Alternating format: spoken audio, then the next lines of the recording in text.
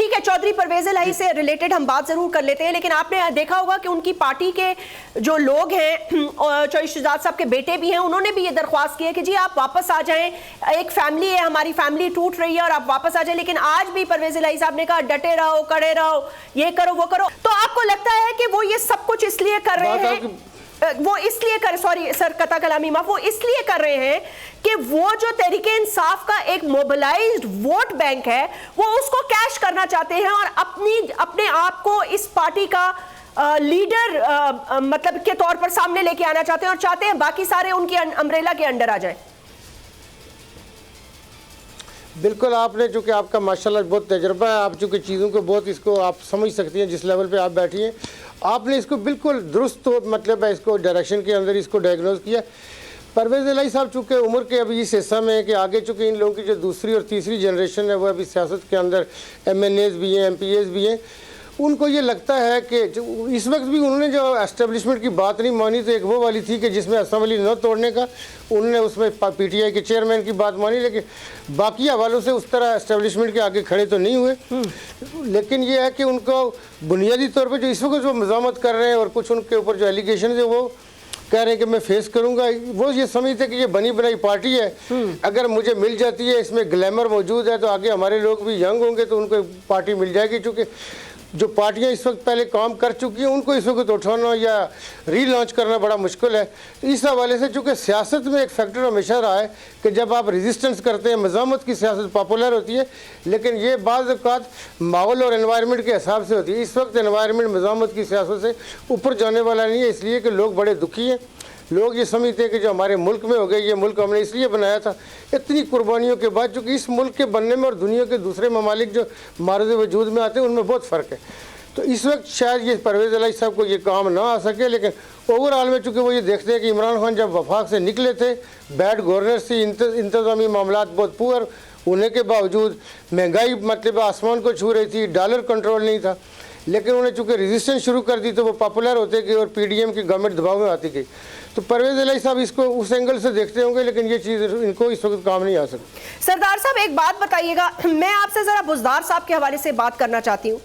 देखिए बाकी सारे तो जो छोड़ के गए, किसी को जेल हुई, किसी को पकड़ा, किसी को अंदर किया, अभी भी कोई लोग अंदर हैं, कोई भागे में है। कहा जा रहा था कि जबरी हमसे सियासत छुड़वाई गई, फिर देखा 2 से 3 दिन तक भी जेल में नहीं रह सके, खुद ही आके कहा जी हम तो सियासत छोड़े, हम ये करें, फिर हमने देखा खुद ही सियासत में मुतहरक भी हो गए। सो बहरहाल ऐसे लग रहा था कि वो इस चीज़ से निकलना चाहते हैं और 9 मई के वाक़ये से अपने आप को अलग करना चाहते हैं। बुज़दार साहब एक ऐसी शख्सियत हैं जिनकी वजह से आपके चेयरपर्सन ने और तहरीके इंसाफ ने बहुत बड़े पैमाने पर डेंट का है। क्या सीनियर क़यादत उनकी चीफ मिनिस्टर होते हुए इस चीज का बावर कराती रही अपनी हुकूमत को कि भाई ये नुकसान कर रहा है ये शख्स, इससे कोई हमें फायदा नहीं पहुंचने वाला। अब अगर आप उनको देखें तो वो क्वेटा से बरामद हुए, उनको किसी ने पकड़ा भी नहीं और वो सबसे पहले छोड़ के भाग गए। वजह? ये बात आपकी ठीक है, उसमें उस्मान बुज़दार साहब के हवाले से जो चेयरमैन की हटदर्मी थी वो न होती तो शायद हालात डिफरेंट होते। ये वो शायद सियासत के अंदर उनमें बहुत सारी अच्छाइयाँ, एज ए इंसान उस्मान बुज़दार साहब में बहुत सारी अच्छाइयाँ। मैंने देखा कि जो एक्सपोर्टिंग नायब कासद भी होगा या बाहर चौकीदार जो गेट के बाहर बैठा हो, कोशिश उनकी होती है कि खाने के टाइम पे वो भी साथ बैठे, उसको भी इंसान समझे।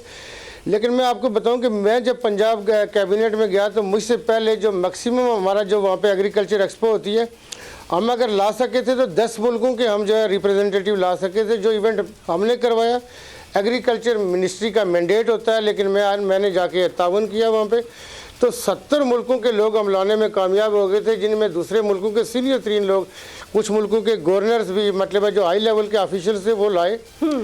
और मैंने बड़ी ख्वाहिश और कोशिश की, चूँकि मैंने जो सिर्फ एक खाना दिया था उनको, वो कोई 1 करोड़ प्लस का मैंने अपनी जेब से सिर्फ खाने का बिल दिया था। उस्मान बुज़दार साहब को मैंने जोर लगाया और उन्होंने वादा करके रूट लगवा के खाने में नहीं आए। सुबह फिर उसमें था जो हमारा जौहर टाउन में जो हमारा एग्रीकल्चर का जो ऑडिटोरियम है उसमें हमारी कॉन्फ्रेंस थी, उसमें भी नहीं आए। तो वो एक ऐसा दिन था कि मैंने कहा जी मैं रिज़ाइन करता हूँ। मैं वहाँ पे रिटर्न रेजिग्नेशन उनको देख के आ गया, फिर सिफारिशें अपने कॉमन दोस्तों को डाला। उस्मान बुज़दार साहब में शाइनेस थी, वो शाइनेस होने की वजह से बोल्ड नहीं थे। अभी जो उनके पास असल में चूंकि नैब ने कुछ उनकी फाइलें खोली हैं, जिसकी वजह से नैब ने कुछ डीजी खान में रेड्स भी किए। वो चूंकि इनका एरिया बिल्कुल बलूचिस्तान की बॉर्डर के ऊपर है, वहाँ से कोई 15-20 किलोमीटर आगे बलूचिस्तान शुरू हो जाता है। इनके एरिया के लोग बलोची ज़बान बोलते हैं, इनकी अपनी भी मादरी ज़बान जो है वो बलोची है, तो इसलिए वो बलूचिस्तान में गए होंगे। लेकिन ये है कि जो आपने कहा ये बिल्कुल ठीक बात है कि अगर वो खुद भी एहसास करके, तो ये जो प्रेशर था या जो कमिटमेंट उनकी उस लेवल पे होनी चाहिए थी वो नहीं दिखा सके, उनको दिखानी चाहिए थी। तो इसका मतलब वो कभी भी वसीम अकरम प्लस नहीं थे, लेकिन बस उनको मजबूरी के तौर पर फिट किया हुआ था, चाहे पंजाब चाहे हाथ से ही क्यों ना निकल जाए, और अगर वो मजीद रहते तो शायद निकल भी जाता।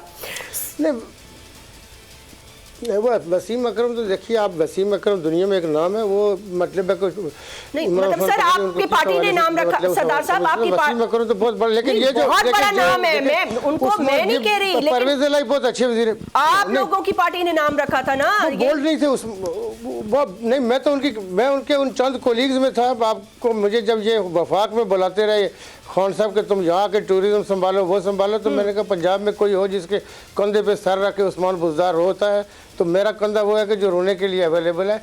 उनकी वालदा साहिबा मेरा बहुत ज़्यादा वो मतलब अपने बच्चों की तरह करती थी, क्योंकि उनको पता था कि मुझे उस्मान बुज़दार की सीट पे मेरी नज़र नहीं है, मैं मुखलिसाना मशवरे देता था। तो मैंने कई दफ़ा खान को कहा कि मैं वफा गया गया तो ये क्या करेगा, लेकिन उनमें वो जो पंजाब बड़ा सूबा है, इसमें बड़ी डायनामिक, बल्कि मैं ये कहता हूँ कि आपके 2 कम अज़ कम डिप्टी चीफ मिनिस्टर होने चाहिए। इतने देखें हमारे मुल्क का साइज़ और अफगानिस्तान का एक कितना है, अफगानिस्तान में 32 सूबे, हमने इतनी बड़ी इकाइयाँ बनाई हुई हैं, उसकी गवर्नेंस नहीं हो सकती, आम आदमी को रिलीफ नहीं मिल सकता। सरदार साहब मेरे दो बनानी पड़ेगी ताकि आम आदमी को रिलीफ मिले। जी बिल्कुल ठीक है, हम तो इस पे बहुत अरसे से बात कर रहे हैं, लेकिन अगर कोई हुकूमत इनिशिएटिव लेगी तो ये होगा कि सूबों की, हम छोटे सूबों की बात करते हैं, लेकिन आपको पता है कि अपनी सियासत की वजह से लोग इसको बनने नहीं देते। अगर ये वीडियो आपको पसंद आई है तो इस चैनल को सब्सक्राइब करें और बेल आइकन को क्लिक करें।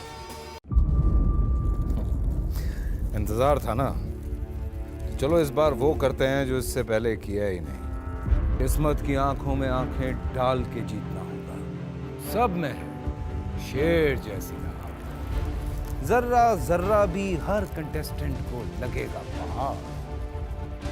लड़खड़ाना नहीं है, खोल दो अपने पंख अगर आसमान छूना है। अबे लग रहा है ये सब पहले भी कहीं सुना है। एंटरटेनमेंट की गारंटी जनाब, क्योंकि यहाँ खेलोगे कूदोगे तो बनोगे नवाब। खुश रहो पाकिस्तान। खुश रहो पाकिस्तान, बुध और जुमेरात शाम 7 बजे सिर्फ बोल एंटरटेनमेंट पर। सब्सक्राइब करें और बेल दबाएं ताकि कोई खबर रह न जाए।